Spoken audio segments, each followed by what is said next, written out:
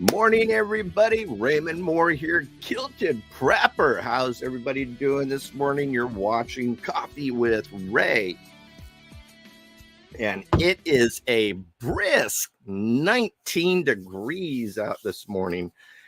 Freezing. My fingers are all freaking cold and numb and everything.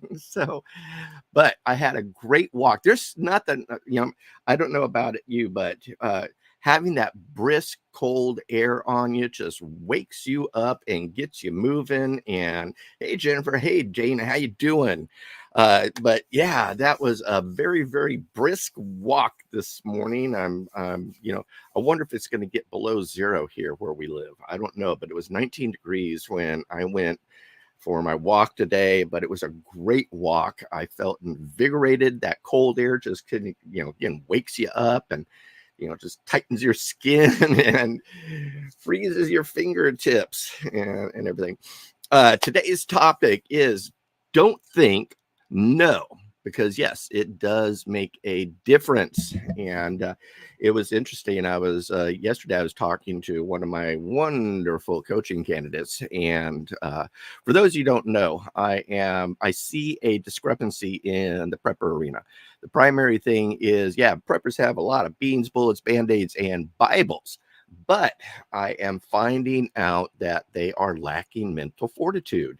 They have all become couch potatoes, sitting there watching Netflix all the time and stuffing their face full of junk food. And so they've really relied on their physical preps, but what they're not doing is focusing on their mental preps. And so this is a direction that I have been going because I see it's a great need out there, and it's something that I have been practicing now for a very long time. And is to be mentally tough, have mental fortitude, determination, and grit. And a lot of the ways that I do this is I constantly challenge myself. I push myself. I constantly look out for new things to do and everything. And one of the things that I'm doing right now, for those of you who are new to watching the show and things, I'm doing right now 75 hard. And 75 hard is 2 45-minute workouts every day. And then you drink a gallon of water, you eat a good diet, read 10 pages of a nonfiction book, and no alcohol. So, which is kind of a bummer because I do enjoy a good scotch on a Friday night while I'm having a cigar. And I have to say, I do miss that what nice scotch, but I'm not missing it too much because I am hitting it hard. And it's interesting. I was looking at pictures of when I first started my 75 hard because I'm 31 days. I think it's 32 days into it right now. And I took a picture this morning because that's one of the things you have to do every day too is take a selfie. And so I took a picture of myself this morning. It's like, dang, I'm actually looking good. I'm starting to get some abs a little bit going here and everything. And so I'm seeing this develop. I'm seeing this challenge happen, and I'm loving it. And I have to be honest with you. I am a very determined person. I have been, doing it myself since 2005. I've been an influencer since that time. And in my prior life, I was doing it and everything. I'm now doing it again in my new life, and it's interesting to see, 75 hard for me. It's hard, but it isn't because I've always been a self-determined person. I've always gotten up. I've always hit it hard. I've always done the work and everything because the paycheck depends upon me. And if I'm not doing it, then, who else is going to do it?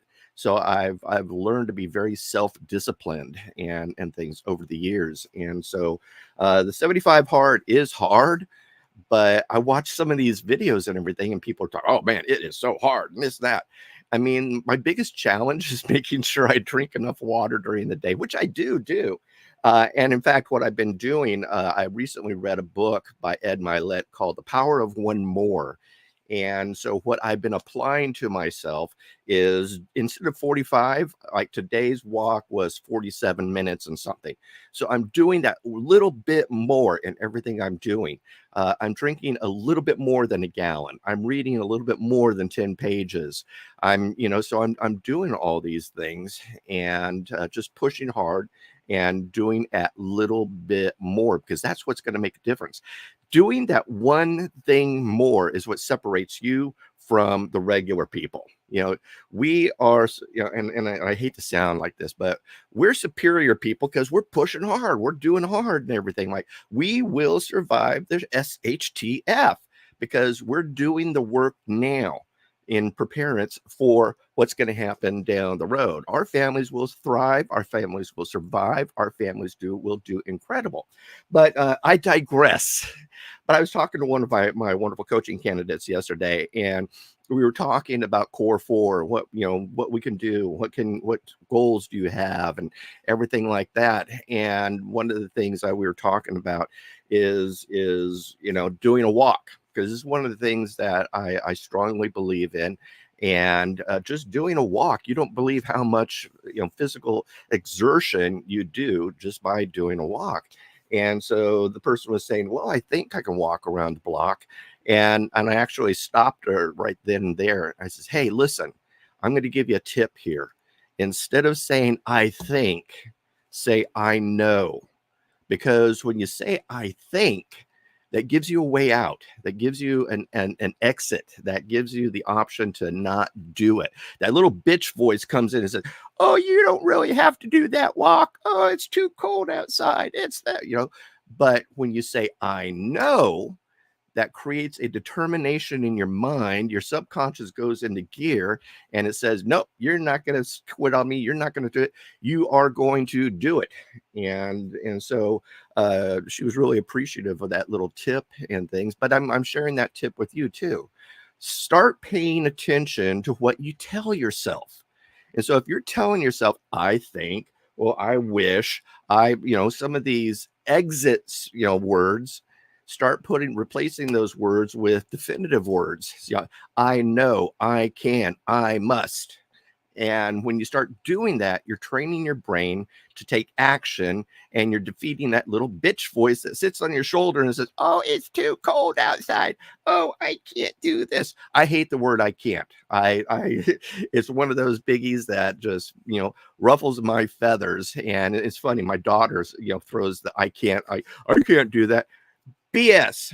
Get up off your rear and do it. And then when she finally does it, she realizes, oh wow, I did do it and everything. So start leveraging the positive words, the action words, and don't give yourself exits. And so when you start giving yourself your exit, the bitch voice is going to come over and it's going to win. Whereas if you say, I must, I can, I will, I know, what you do then is allow the boss voice to take over, and it kicks you in the rear and gets you moving and everything. So let's see who's in the room. Chantel, Jennifer, Dana, Holly, Kim. Hey, yeah, Holly, Christopher, how you doing, bud? So but that's what I wanted to share with you guys today is start paying attention to what you start telling yourself. Because when you start paying attention, you'll start seeing that, hey, maybe what I'm doing is creating my own self doom and gloom prophecy.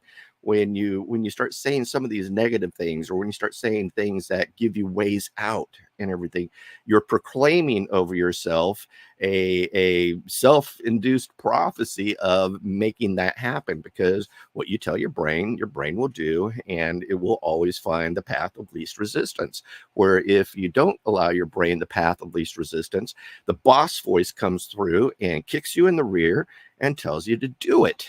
And so it's a very, very really easy thing to do. But if you start applying it in your life, you'll see that you're going to start becoming more successful in everything you're doing.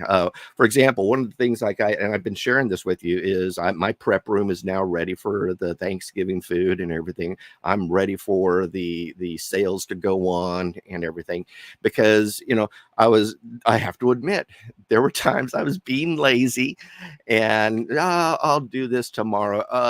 And finally, I says, no, I'm going to do this. I must do this. I must prepare my prep pantry so that I can have room for all the Thanksgiving sale food that I'm going to, put into my pantry.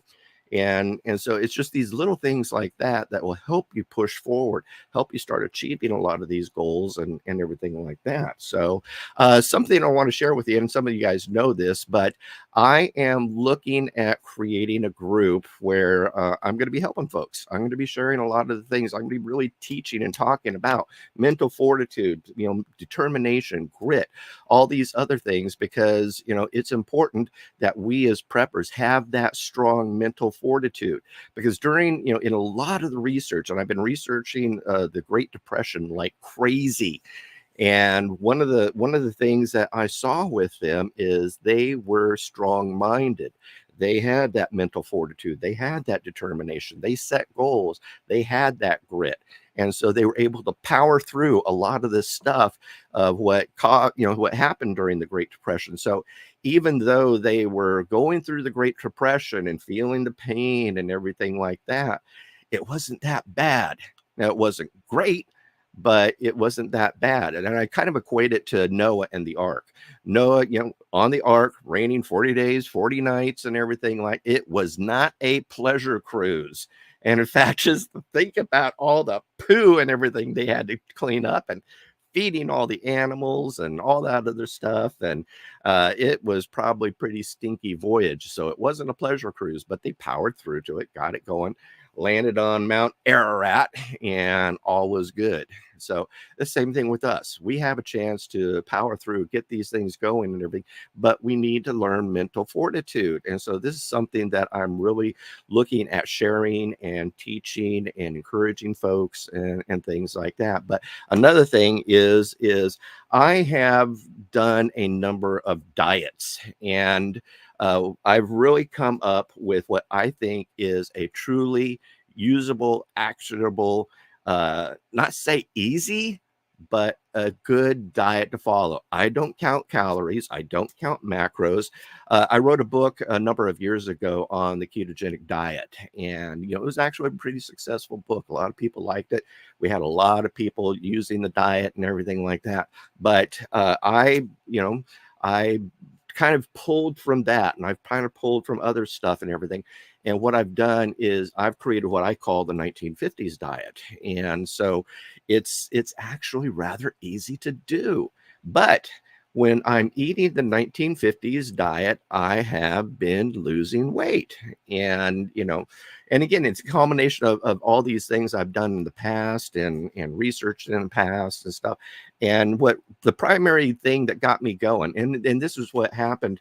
And I started doing this back in January, checking into this, really coming up with this and things. That's January of this year. So, but excuse me, I was looking at a lot of pictures of people who lived during the 1930s, 40s, and 50s. And they were all trim and fit and beautiful. I mean, there was very little obesity. I mean, you can see people, they had muscles and good structure and all that. And in a lot of the research that I was doing, I was like, hey, what are they doing, to keep nice, thin, trim, and fit and good looking? And I really discovered a lot of things. And so what I've done is applied a lot of these things that I've learned, pulled from my other areas in the ketogenic world and some of these other diets and everything, and applied it to all this and created in the 1950s diet. And back in the day when I was teaching ketogenics and everything, I was certified. I had all the certifications and blah, blah, blah, blah, blah. It's just stuff you slap to the wall. I don't really care about that. But so anyways, I say all this because I truly believe that I found a diet that works for me. I think it will definitely work for you. And it's actually rather easy, that if you just follow it, you just do it, then all of a sudden you're going to start seeing the pounds start to shed off. So But anyways, I am looking for people who are interested in joining this group. And what I want you to do is, if you are watching this video or something, contact me. Go to Facebook, and if you're on Facebook, private message me and say, hey, I am interested in this. Because what I'm doing is I'm building an email list right now, and I want to start helping people and start, getting things going. I'm really looking into this software that I've discovered, and it will be an excellent platform. I'm able to create a Core 4 basically checklist, so that you can go in there every day and check off your Core 4, what you've been doing. It's a great place where I can share a lot of the recipes that I've developed over the years, and applying it to the 1950s diet and so forth.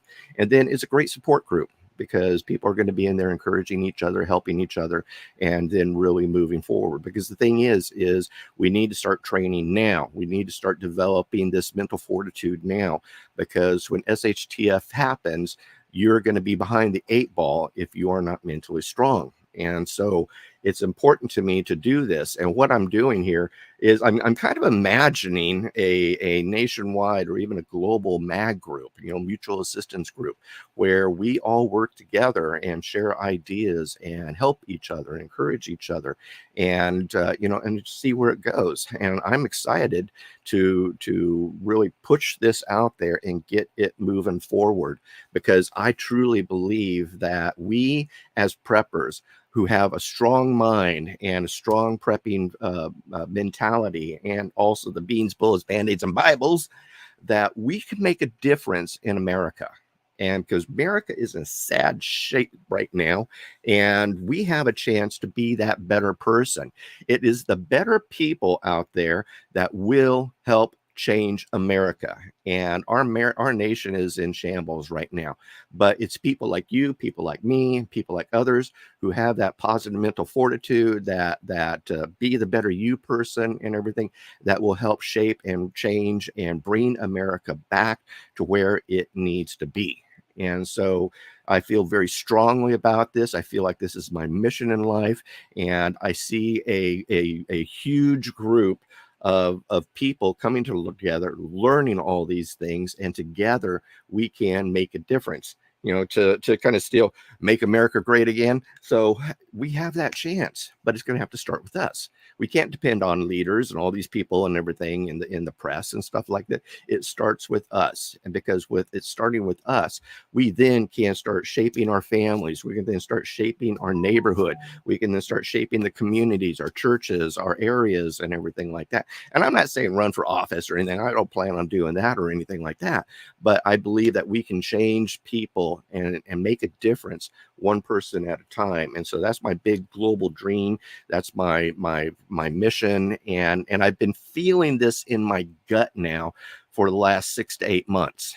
And so I'm finally, taking the step out, jumping into deep end, and I want you to join me in the deep end. Let's just do it so that we can learn to grow together and become that better person. So I'm going to teach you all the tools and tricks and diets and everything that I use, because I've been successful in this. And I want to share that knowledge so that when a Great Depression comes, and this is something I'm looking for, I'm not looking for nukes or EMP or zombie apocalypse or anything. I truly believe that we are going to see a Great Depression. The feds have already come out recently and said, hey, we are not lowering the rates. We're not changing anything. We're going to keep the rates high.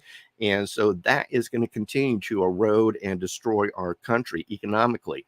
And we are slowly slipping into the depression. More and more people I'm reading on Wall Street Journal, Market Watch, Forbes, and so forth, more of them are starting to use the word depression.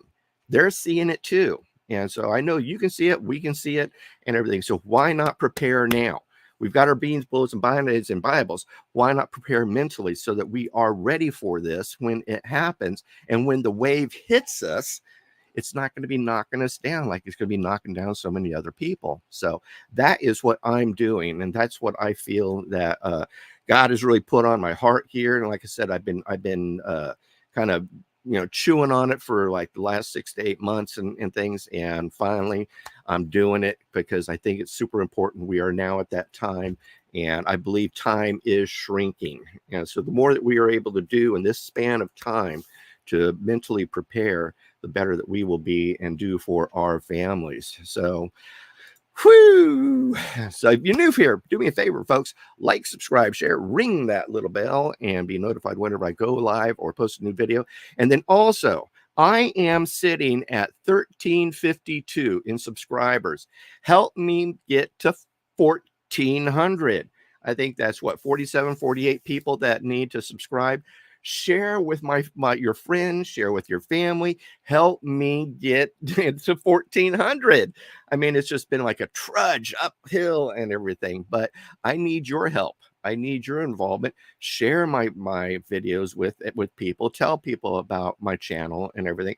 And then also give me a thumbs up right now. Thumbs up, thumbs up, thumbs up. And it helps me raise higher into the YouTube ratings and algorithms and everything like that. So let's see here. What's everybody saying?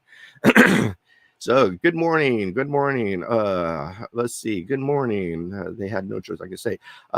Dana says, I lost a half pound consistently a week for 3 years now due to allergies. I not eat grains, dairy, nuts, wood products like cellulose or legumes. I also do not use in these products. Christopher Mallier says, heck yeah. Hey, Christopher, do me a favor. Private message me. I know that we're friends on Facebook. And let me chat with you a little bit. I went through family pictures of the 1950s. Wow, Raymond, they were in a lot better shape. My dad had a muscular physique. Mom looked awesome. Yeah, they looked like freaking models back then. What the heck did they do? They didn't have gyms and everything like we do on every corner. So they had a different lifestyle. And that's what all the research that I've been doing. That's why I came up with the 1950s diet. That's why I'm pushing forward Core 4 and everything. They did it different. Somehow that knowledge got forgotten, and I'm bringing it back. So let's see. Also, no eggs, pesticides, artificial ingredients, sulfates. Boy, a lot of stuff there, Dana. So good on you. But again, do me a favor, share my channel. Help me make 1400, please. I'd really like to hit that 1400. And but I need your help to do that. So, but if you are interested in the group that I'm putting together and things, then hit me up and put a heck yeah. And in fact, private message me on Facebook or something, or in my email, ray@raymondmoore.com, ray@raymondmoore.com. That's MHOR.com. And just let me know that you are interested in joining this group as well, because I think we're going to make a difference, folks, because we're going to be mentally strong. Not only going to be properly prepared physically, we're going to be properly prepared mentally. So that's everything for me, folks. You know, good day today, great walk, 19 degrees, real brisk, real awake, as you can tell. So, Raymond Moore, Kilter Prepper. We'll see you. Goodbye, God bless, and Kilter.